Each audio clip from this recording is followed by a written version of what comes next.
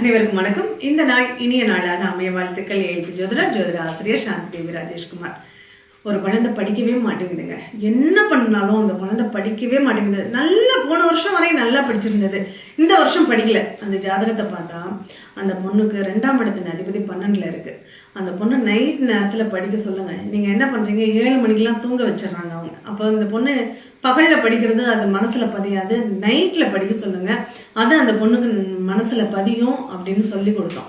அதுவும் விடிய காலையில எந்திரிச்சு அந்த இருள் நேரத்திலையும் அந்த விடிகாலை பொழுதுலையும் படிக்க வைங்க, அது ரொம்ப சூப்பரா இருக்கும் அப்படிங்கறத சொன்னோம். இதை எப்படி சொன்னோம்?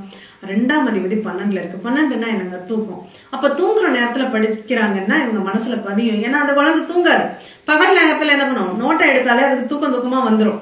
அப்ப இத நம்ம ஈஸியான ஒரு விஷயம் இல்லையா? இது இவ்வளோ நம்ம ஏழ்பி படித்த நண்பர்கள் யார் வேணாலும் சொல்லிடுவாங்க, 2 12ஓட சேர்ந்திருந்தா நைட்ல தான் படிக்கணும், பகல்ல படிக்க கூடாது அப்படின்னு சொல்லிட்டு.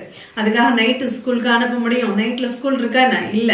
அப்ப என்ன பண்ணலாம், அந்த பகல் நேரத்துல விடிய காலையில ஒரு 2 மணி நேரம் அந்த பொண்ணை எழுப்பி படிக்க சொன்னா, அந்த குழந்தைகளை படிக்க சொன்னா, அந்த குழந்தைகளுக்கு படிப்புங்கிறது மனசுல பதியும், அவங்களுடைய வாழ்க்கையும் நல்லா இருக்கும். இதை தெரிஞ்சுக்கிறது ரொம்ப கஷ்டமா என்ன? இதை நம்ம கற்றுக் கொடுப்பது தான் அட்சயலக்ன பദ്ധதி ஜோதிடம். 15 நாள்ல உங்களாலையும் பலன் எடுக்க முடியும். உங்களாலையும் முடியாததா முடிக்கிறது தான் இந்த ஜோதிடம் நமக்கு கற்றுக் கொடுக்கக்கூடிய ஒரு தகவல். கண்டிப்பா ஜோதிடம் படிப்போம், பார்ப்போம். நன்றி.